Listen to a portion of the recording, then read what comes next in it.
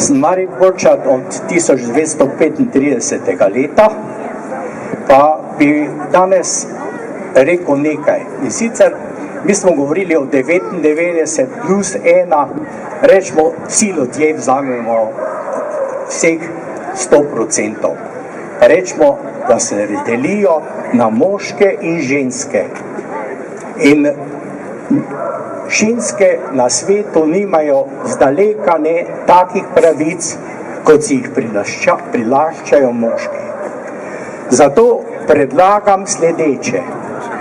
Tudi v našem sistemu, glede na zdaj kakršnega imamo in glede na kakšne stranke imamo, in vsak od vas, ki je mogoče tudi v kateri od teh strank, bi predlagal, da se forsira nekaj, da so vse ženske enakopravne tudi v parlamentu.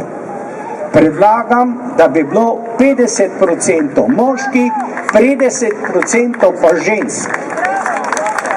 In to bi bilo sigurno tudi prva država na svetu, ki bi imela takšen sistem. Da moški ne bi bili prikrajšani, predlagam sledeče, da naj vsak voli eno žensko in enega moškega. S tem bi bilo potem to nekako pravično v celoti. To je moj predlog, s tem se bomo potem lahko čisto drugače obrnili do vseh nalog, ki jih ima vlada za narediti, in bi lahko marsikaj spremenili.